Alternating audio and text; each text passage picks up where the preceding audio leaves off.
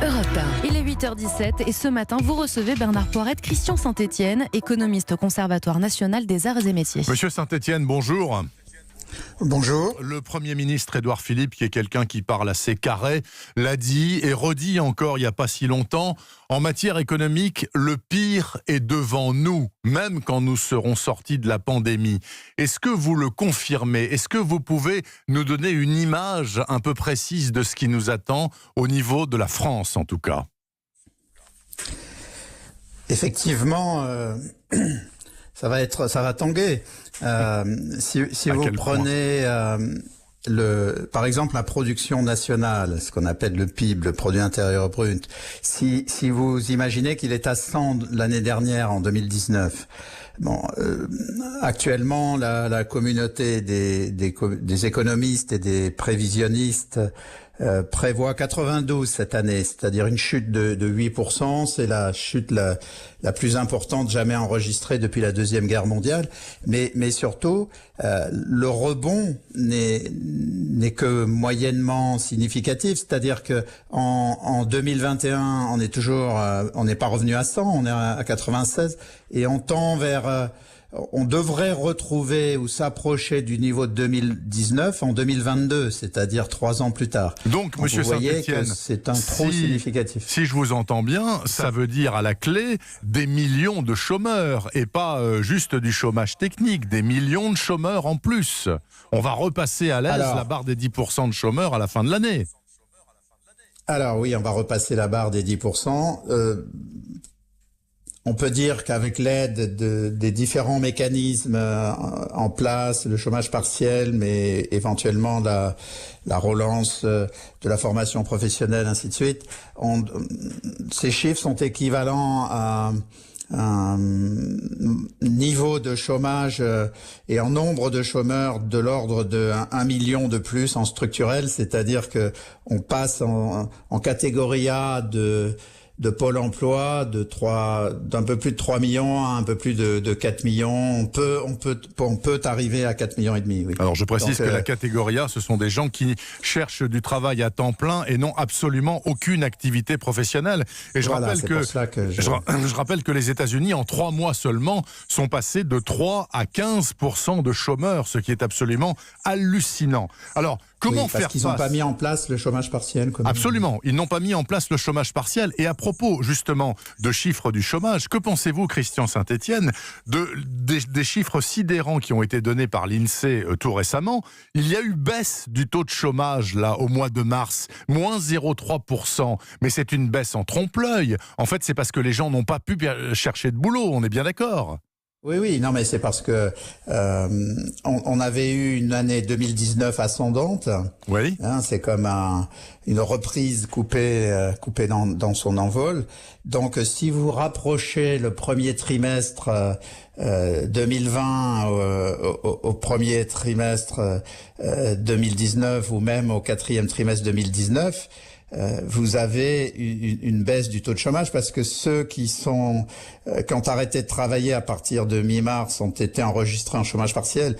Donc en réalité, au 2e trimestre, on va avoir un bond extrêmement significatif, de l'ordre au moins 1 point et demi, oui, malheureusement. Est-ce que, comme certains de vos confrères économistes, Christian Saint-Etienne, vous êtes pour l'instauration, à côté de l'état d'urgence sanitaire, d'un état d'urgence économique? C'est d'ailleurs prévu par la Constitution de la Ve République. Ça prévoit des choses très dures, par exemple des baisses de congés autoritaires, des hausses autoritaires du temps de travail, etc., justement en cas de circonstances exceptionnelles. Sommes-nous dans ces circonstances qui nécessitent des prises de mesures exceptionnelles? Alors je pense que dans la situation dans laquelle nous sommes, il faut être extrêmement mesuré. Il va y avoir une reprise différentielle selon les secteurs. Oui. Donc dans les secteurs où ça repart très fort, oui, il faut travailler, mais attention, il faut travailler en heures supplémentaires, payer en heures supplémentaires. C'est pas le goulag. Donc, si dans certains secteurs il y a une reprise très forte, ben oui, les employés ont intérêt d'ailleurs à faire 40 heures, payer 40 heures, ou 42 heures, payer 42 heures. D'abord, ils auront une rentrée de pouvoir d'achat, mais surtout, les secteurs qui vont repartir très fort vont entraîner les autres.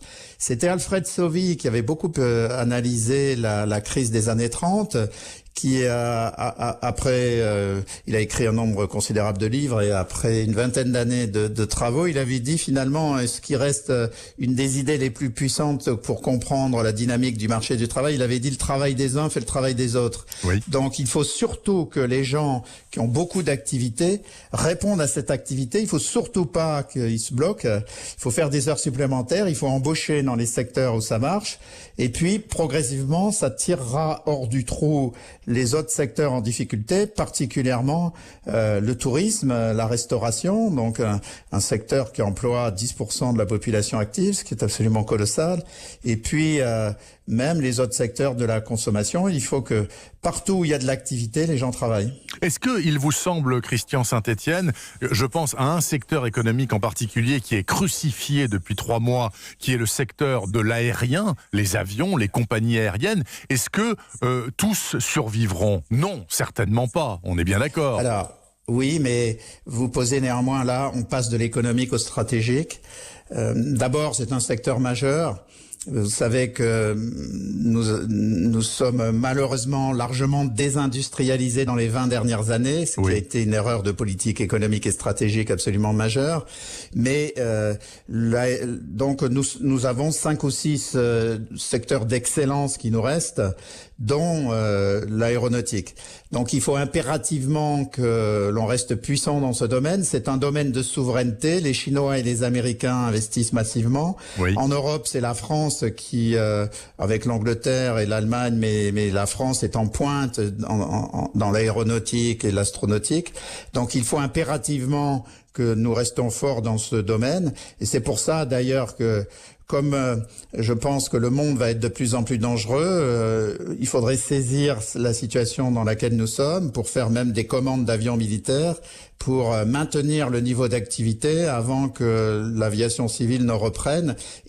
Parce que vous savez, les ingénieurs et les compétences dans ces domaines et les techniciens, pour les former, c'est extrêmement long, et donc ça serait suicidaire sur le plan de la souveraineté nationale et la souveraineté européenne de laisser tomber ce secteur. Une dernière question à vous, Christian Saint-Étienne, qui avait publié aux éditions de l'Observatoire Trump et Xi Jinping, Les apprentis sorciers. Vous parliez du monde de demain qui sera de plus en plus dangereux. Il sera de plus en plus dangereux, notamment à cause de ce bras de fer éternel que se livrent les deux hommes.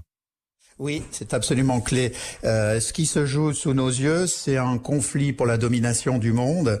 Vous savez que le monde a été dominé de 1945 à 1991 par un conflit entre l'Union soviétique et les États-Unis. Là, c'est un conflit entre la Chine et les États-Unis qui a démarré de manière très affirmée depuis 10 ans et qui va dominer les 25 prochaines années.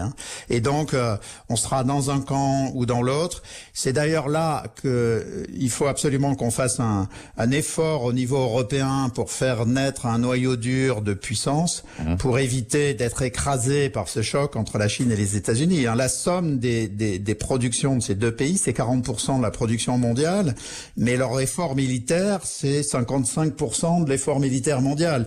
Donc ces deux pays s'arment et travaillent dans cette vision d'un conflit, et il faut impérativement que l'Europe se renforce, mais la France doit rester un acteur stratégique puissant.